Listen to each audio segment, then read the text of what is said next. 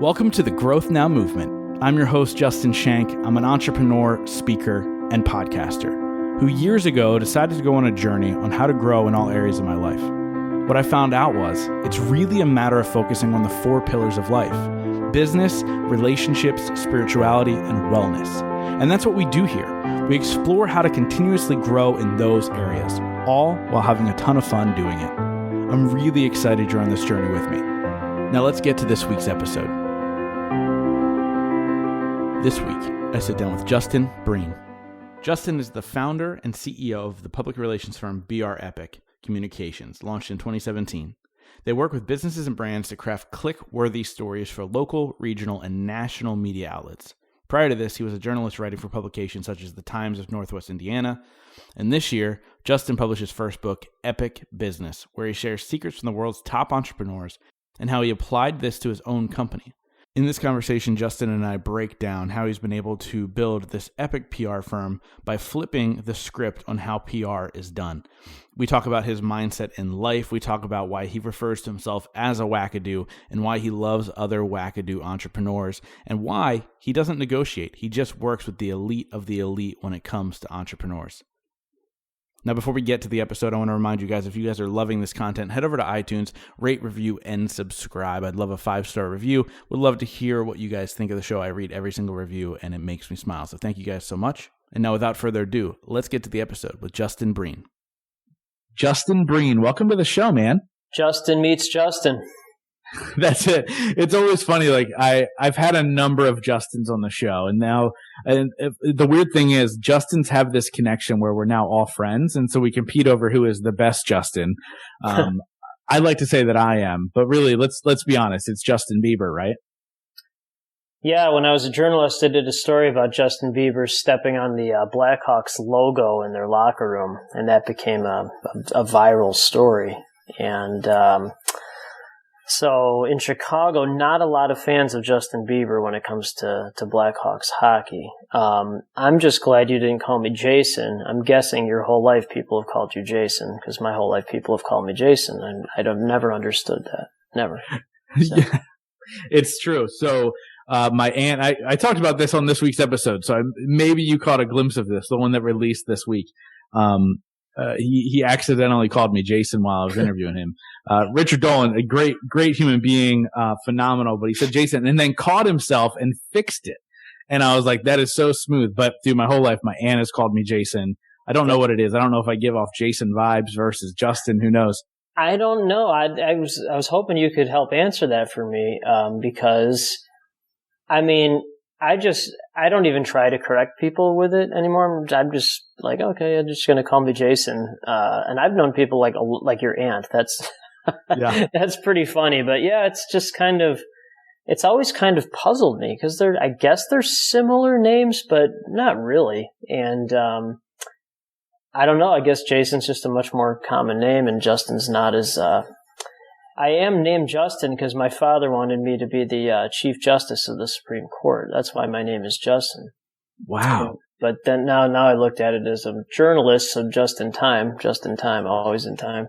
So it's worked in the more the journalism way as opposed to I'd be the worst lawyer / judge ever. So glad that didn't work out. Dude, it's funny that you shared that story. So I don't think I've ever shared this on the podcast as to why my name is Justin. Really quick. I have 2 older sisters. And so my parents didn't find out if we were boys or girls before we were born. It wasn't a thing that was common back then. So they were, going along par for the course. If my sisters were to be boys, they would have been Brian. Obviously neither of them were boys. So then I came out and after my mom got pregnant a 3rd time, my dad got a vasectomy and he always wanted a boy. And I was born and my name was supposed to be Brian if I was a boy. And I came out a boy. My dad goes, just in time, because he had the vasectomy. And my name is Justin because of that, which I think is, again, I don't know if that's 100% true. This is the story my father told me. But I'm sticking to it because it's a phenomenal story. Yeah, that's a good one. And, with our children, my wife does 99.9% of the parenting because I can barely take care of myself. I'm a good dad, but I don't know what I'm doing. And so, but the one thing that I wanted to make sure was that I got to name the kids. So my sons are Jake and Chase. And I got to name our dog. Her name is Dr. Pepper. So, but other than that, my wife does basically all the parenting. But I got the names, which is the most important thing to me. Oh, well, if anybody follows you on Instagram, you spend plenty of time with your boys. What do you call it? Man time? Man's time, yeah. So man's time is the best time. Man's time is the time where, I was in a fraternity, so I'm 43, almost 44 now, so I'm still in a fraternity. It's just my house. And we were watching Revenge of the Nerds. My sons are 8 and 6. And so we were watching Revenge of the Nerds. I haven't let them watch Animal House yet. I will soon. But yeah, like if you can picture like Animal House, what that house looked like. If I was just watching the kids all the time, that's what our house would look like in a very short amount of time. I love it. Yeah, we have a great time. I love it. So I want to get into who is Justin Breen and what it is you do. And I've loved this conversation so far. And no, what's really funny? I mentioned Justin Bieber because I am proudly a believer and have been for many, many years. And I had no idea you had written that article because I know about that story. I know about him doing that. It was one of many missteps, literally and figuratively, that he had ever made. So that's great that you wrote that article. But yeah, that was the reporter that broke that story, if you can listen, as hilarious as that is. So that's awesome. I love it. So let's get into who is Justin Breen today. And then as you know, we'll break down how you got there. But let's start with who you are today. Yeah, I've listened to a lot of your podcasts, and I noticed you asked that question a lot. You start with who you are today, and then you see how you got to that point. So I think that's a smart way of interviewing someone. Yeah, so I'm a 43-year-old man who had the old soul of an 80-year-old, and I have the childish mentality of a 3 or 4-year-old. So that's who I am. So another reason that I love the question and framing it that way and why I started to, and we can talk about this because you're somebody who interviews people to get good content out of them and tell their story. And that's how I look at podcasting in a way, is like, I'm the director of the conversation, right? Like I have an idea of where I want it to go, but I'm willing to bend and be flexible to tell a better story or a better arc or whatever. Right. And, and in journalism, which is what we haven't even talked about that yet, but that's what you've done your whole life and what you do now in your own PR company. But it's interesting when I ask that question because it's interesting how people frame it. Some people very much go heavy on, this is what I do for a living. And then some people go, this is who I am as far as a husband and a wife or whatever. And I love how you frame that, man. They're like, this is pretty much who I am. And I'm like a 3 or 4-year-old, right? But let's talk about what you do. Because I find it to be super interesting because we live in a world now and me being in podcasting and being familiar and part of my break was being on Inc. magazine and being lucky enough that was free. I didn't pay for it. I didn't do any of that stuff. I understand what you do and I understand the power of it. Talk a little bit about the idea of PR and what entrepreneurs are doing today to really begin to get their name out there. Yeah, sure. So I was a journalist. I've been a journalist since before I was born. I'm happy to explain that later. But so I was a journalist my whole life. I created my entire business model based on how PR firms annoyed me for my entire life as a journalist. So I just saw a problem, created a solution, problem solved, successful global company. So that's it. I just saw a problem, created a solution to it, solved it, successful global company. And I only work with the top people in the world that look at things as investments, not costs, and live in abundance and are visionaries. So there's no what do you cost or charge. There's no nickel or diming. There's no negotiations. It just eliminates all that. So I just work with the best people, whether they're billionaires or whether they're dirt broke. Because if you have that mindset, you'll find a way to invest. So I'm in this group called Abundance 360, which is 99% of the folks are running $10 million to $10 billion companies, right? So one of the guest speakers at that was a man by the name of Bill Gross. So Bill Gross has started over 150 businesses in his lifetime, arguably more than any entrepreneur ever. Wow. Okay, yeah. So, right. So my whole life is wow, that actually happens. I can't tell you how many times people say wow. I'm like, okay, wow, thank you, but it actually happens. There's a big difference between wow and wow that actually happens. So Bill, at the end of it, he was saying, keep in mind, guys started 150 businesses, okay? Speaking to a group of 300 of the top entrepreneurs in the world. So at the end of that, he subtly said, I wish more entrepreneurs would understand the value of storytelling, talking about their brands, because it's a good way to get in front of investors, build validity and credibility.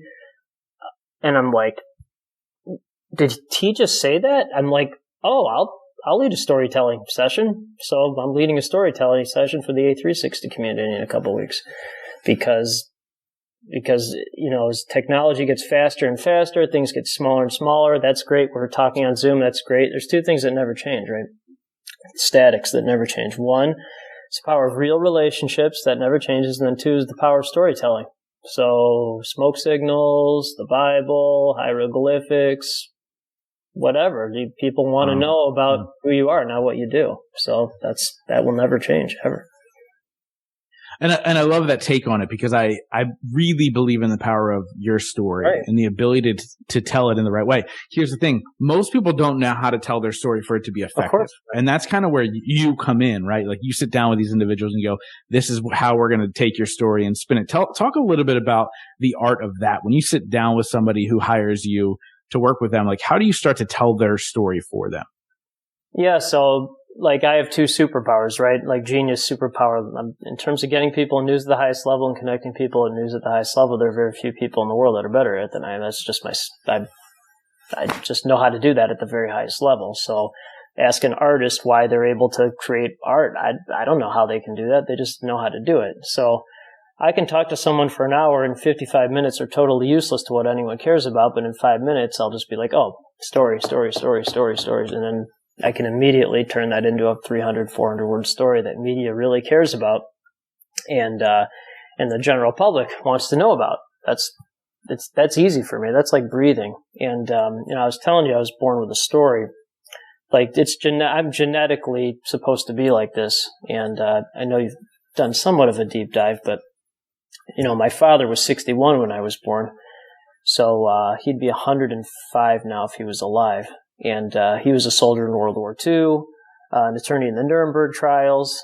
Like, so he was, right, while that actually happened. That's my oldest son, right, this actually happened. So when he was fighting in World War II as a first lieutenant, he fought in the Battle of the Hurricane Forest, and he kept a diary of those experiences. And it's my most cherished possession. I don't really care a lot about material things, but that diary is very important to me. I found it after he died, and it's one of the greatest things ever written. It just is. I mean, it's unbelievable. And so I write exactly like he does. Boom, boom, boom, boom, boom, boom. Inform and entertain. No fluff, no garbage, just boom, boom, boom, boom. And so that's half of my brain. My mom was 27 when I was born. So a 34-year-old difference. So how did that happen? So my father was driving. A drunk driver went across the median on a highway. There was no cement. There was grass. So he went across, hit him head on. The drunk driver was killed instantly.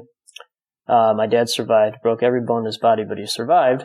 And my mom was his nurse. So my mom literally nursed him back to health.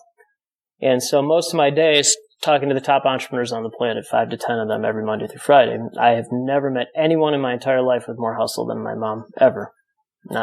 Never. So you combine my dad's genius. He came from nothing. No excuses. He just came from nothing. Became president of an insurance company. So that brain, then my mom's endless hustle, here I am. So I just know how to do that. I know how to connect and hustle at the highest level and write stories at the highest level.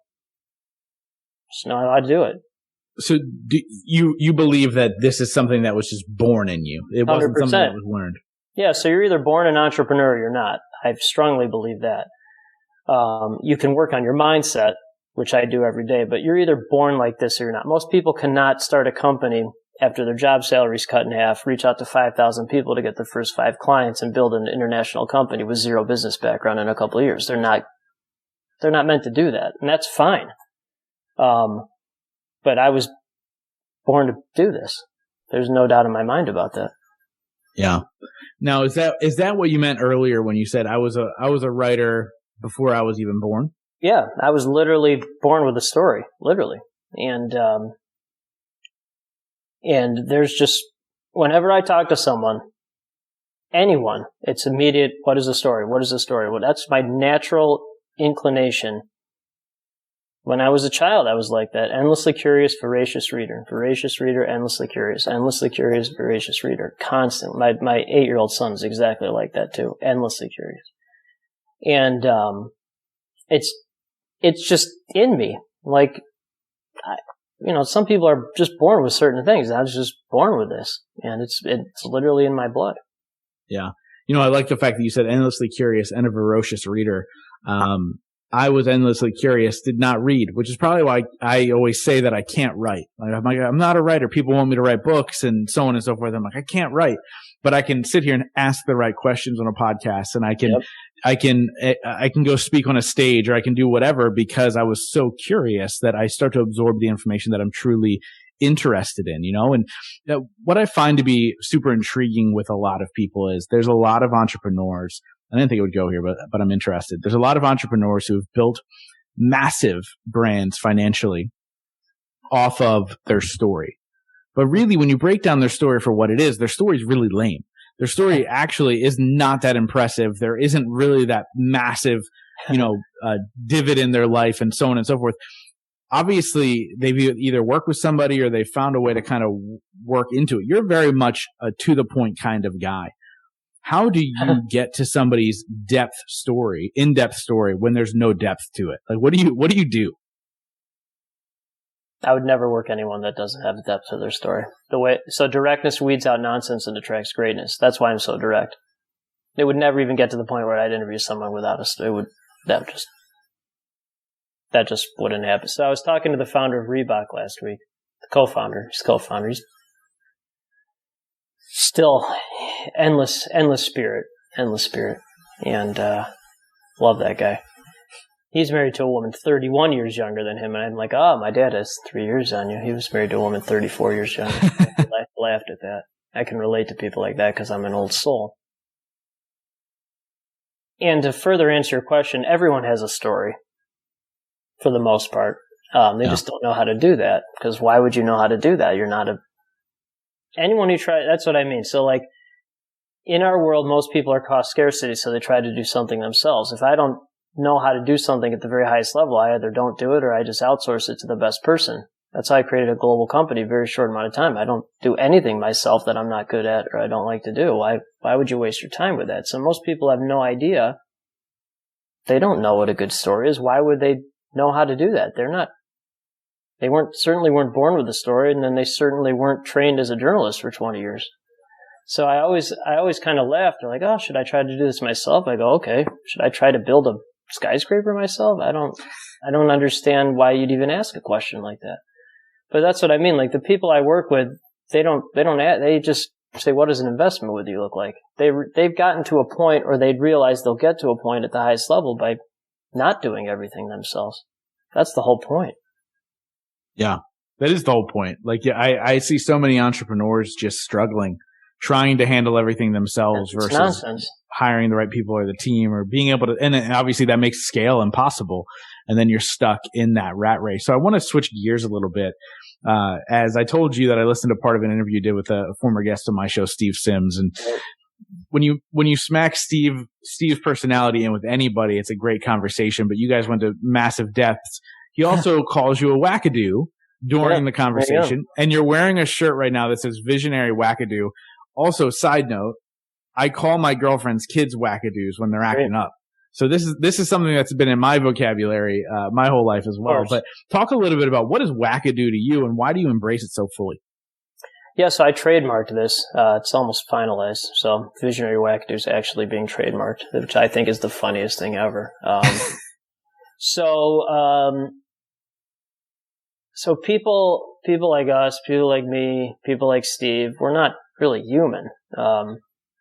We're not content with having a job and working 9 to 5 and collecting a paycheck. And we're just different. And all I do is, I'm 100% simplifier, so I just hear things and then I simplify it. I simplify things immediately and see patterns. That's how my brain works. So whether that's writing a 300-word story, which is essentially just a pattern, it's just paragraph, paragraph, paragraph, paragraph. It's easy. Insert quote. Or I just simplify things and see patterns, like very, very easy patterns. And so people like us are usually aliens within our own family, aliens within our own community, and aliens within our own vertical. Nobody understands us, except the only people that understand me are the highest performing entrepreneurs on the planet. If you put me in a party, a normal party with normal people, you could put a lampshade on me and I'd have the same personality as a lamppost. No difference. I would be a mute. I wouldn't say anything because I have nothing to say. But if you get me in a room with the highest performing people on the planet, I'm the biggest extrovert in the world, because that's my life. Besides hanging out with my family, is talking to the highest performing people on the planet. And so wackadoos, I only work with the 0.1%. Why? Because they're the only people that understand me. Two, they're the ones that employ the 99.9%. So by working with the wackadoos, who are the ones they're the wow with actually doing something about it, those are the ones that change the world. So I like to be in a room with the people changing the world. And I just help them do that. Yeah, no, and I love that. And I talk a lot on this show about relationship building with the next level, being able to level up. Because when I started to form relationships with people that were doing better than me, I started to do better. It's literally, that's how it works. So, but here's the question. How did you get in with these wackadoos, the 0.1%, all those individuals, before you were performing at that 0.1%? No. So I understand why you're asking that, but no. You're either like this or you're not like this. I was always this person. I just didn't know that until I started my own company. That's what I mean. You're either born an entrepreneur at the highest level or you're not. So most people make excuses. At the highest level, there are no excuses, only the investment. Only the investment. So I was in all these nudnik lower level networking groups, and I'm like, I don't need a painter. I'm like, what's wrong with me? So I was talking to some of my mentors. They're like, you're not one of those people. You need to be in this group. I'm like, okay. So I invested heavily to be in those groups. So it took about 2 years to where my company everything started to really flow. But when I joined Strategic Coach, that was about 2 years in. That's the top entrepreneurial group in the world. I'm very comfortable saying that. Very confident saying that. And Dan Sullivan's the top entrepreneurial coach who's ever lived. He just is. So I've been in that for almost 2 years, and that's really changed my life. But I was always that person. I just didn't know it until I was in the group. But I was meant to be in that group the whole time. When I got to the point where I was making enough revenue to be in that, that's when I joined. But I was always that person. Yeah. That's interesting. Like, essentially you're saying it's this innate ability you're born with, but there's certain things around you that it has to pull it out of you. Well, again, so that's a good way of saying it. So most people just make excuses. There are no excuses at the highest level. You make the investment. So I'll answer it like this. People at a certain level tell me to do something, I do it, period. No, there's no overthinking. You just do it. So with my book or whatever, I posted a list of 30 things that I had learned in my company's first 30 months. That was October 16, 2019. So I posted that on social media. Multiple people at the highest level said, you need to write a book on this. Okay. Signed with one of the top micro-publishers in the United States, Chris Voss. Wrote Never Split the Difference, did the foreword. Wrote the book in 43 days. That's what I mean. You just do it. And so, again, that's in my blood. I have endless hustle from my mom. My dad came from nothing, survived. He was shot down 9 times in World War II. He was a spotter on a plane. Shot down 9 times. Whatever, you get back into the plane. 2 near-fatal car accidents. The second one was with my mom. You just do it. And so, again, most of my day is talking to 5 to 10 of the top entrepreneurs in the world every Monday through Friday. So then there's no debating whether to do it. You just do it. And that's what I like about those people, because most people will find a way to make an excuse. And these people never make excuses, ever. Yeah, I love that. And I love the fact that you went to the making the excuses, right? Because that's what splits the difference. There's no excuse. Every time I've hired a coach, they say, do this. And I go, okay. And I go do it. And they go, wow, you really execute. I go, you mean, that's what I mean. Why wouldn't you? That's my whole point. So why do we get along? Because you just do it. You get it done. And that's what I don't understand. I've never understood why people say something, but then they don't do it. And most people are like that. That's just how it is. They will tell you something and then not do it. That's not the exception. That's the rule. Now, in my world, the rule is you say it, you do it, period. And that's why I'm so direct, because I don't have time for time vampires. I don't have time to waste time. I don't have time with people who are going to negotiate or nickel and dime. I don't have time for it, because people at the highest level, they're not going to do that. They're just going to be like, let's do this. Let's get it done. Yeah. Dude, I love the the directness. And as people are listening to this, I want them to hear what you're actually saying. It is just take action. Like, stop with the excuses, stop with the hemming and hawing and doing all this other stuff as most people do. That's what separates the individuals that are super successful and not. It comes down to action, period. Right? Like, what else would you sprinkle in there beyond action that would really ensure success for individuals? Yeah, so that's a really good question. That's a really good follow-up question. And so again, all my brain does is here, blah, blah, blah, and simplify. So my number one favorite pattern is the number one, is if you have the right mindset, it attracts the right network, creates the right opportunities. If you have the right mindset, it attracts the right network, creates the right opportunities. So I haven't done outbound sales or funnels or any of that garbage in years. I'll never have to, because I just have the right mindset that attracts the top performing people in the world, and they make the opportunities for me. And I'm the buyer. I don't sell anything. Don't even talk about, you've asked me 3 times what you do. I don't even want to talk about it, but I will because you've asked me. But I don't even talk about what I do unless someone asks, because that doesn't matter. That's meaningless. I just create value for the highest performing people. They create value for me, and I'm the buyer. The people just happen to pay my firm, but I'm actually the buyer. I only want to buy the people I want to work with. They just break that down for me. I'm the buyer. I like that approach, and I get what you're saying, but break that down to the next level so people understand what you're saying. I'm the buyer. Yeah, so most people try to sell something. I don't sell anything. I buy other people's time for them to work with me. They just happen to pay me for that time.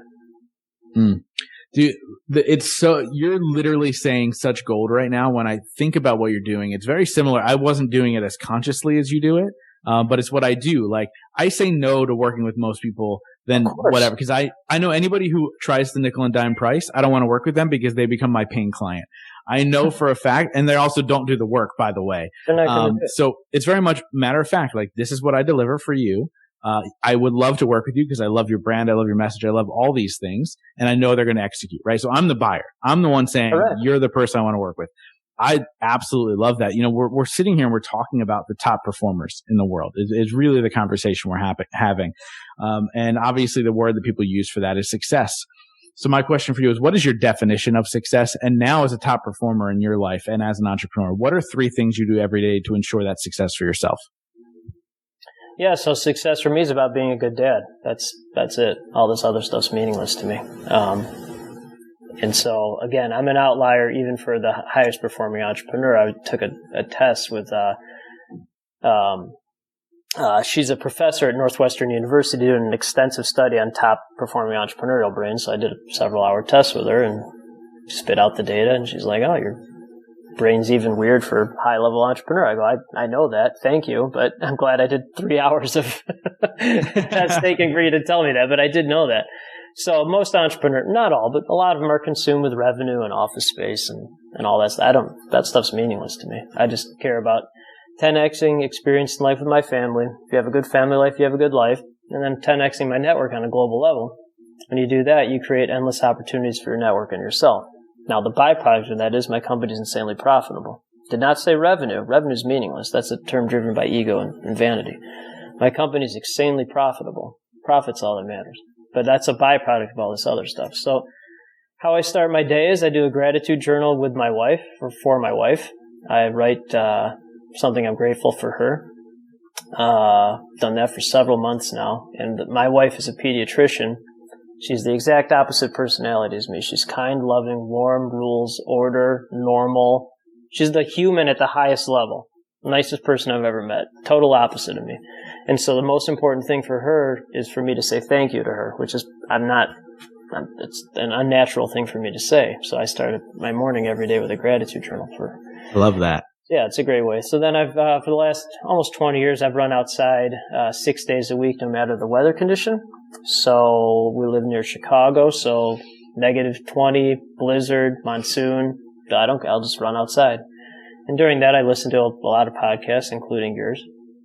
And then I end the day with a grateful journal on LinkedIn. Got over 25,000 followers there, and I end it with things I'm grateful for during that day. Because when you're constantly grateful, it's hard to be ungrateful.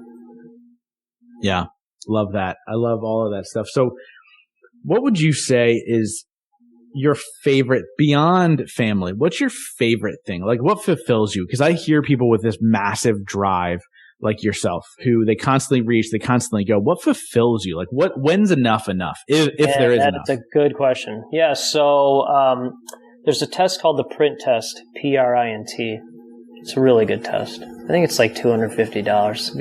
It's a good test. And it tells you your unconscious motivators, the stuff people see the tip of the iceberg, they don't see under the water.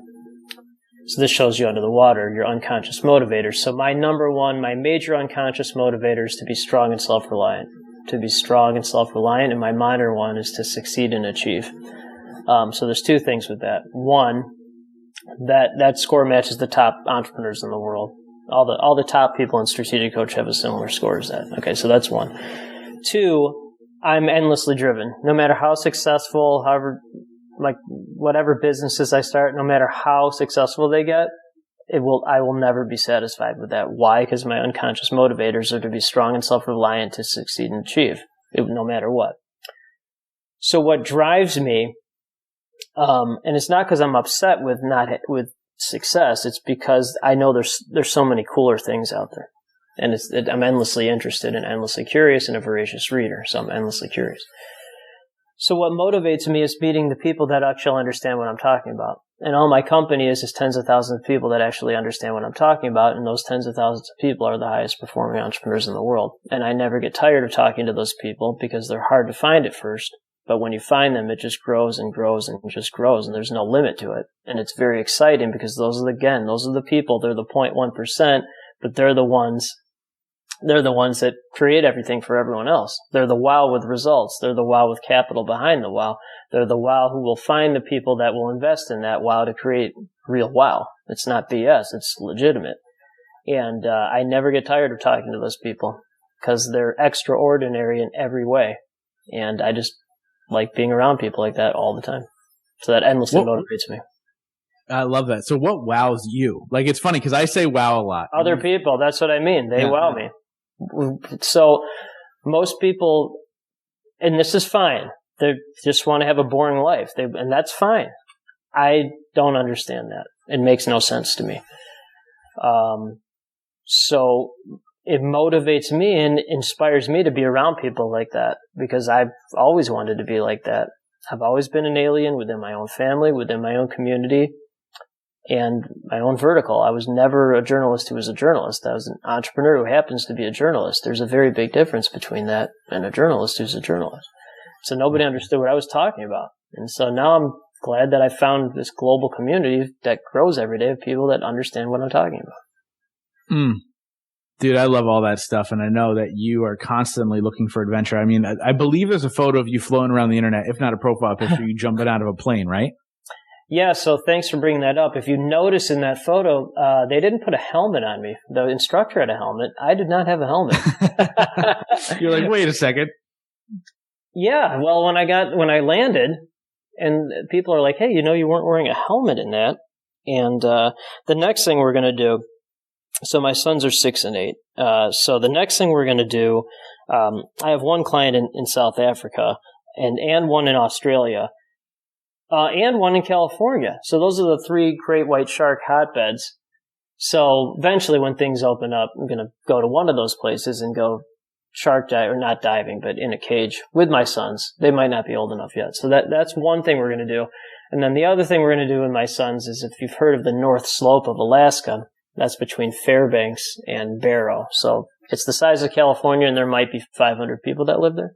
So I'm going to take them up there for a couple of weeks. They're too young now, because if you get lost there, you're gonna die.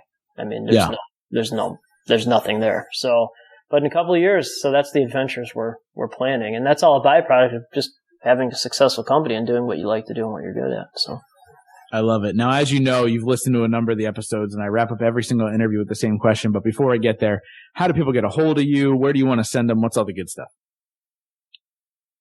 Yeah, my company's called BrEpic. I don't even know if we said that one.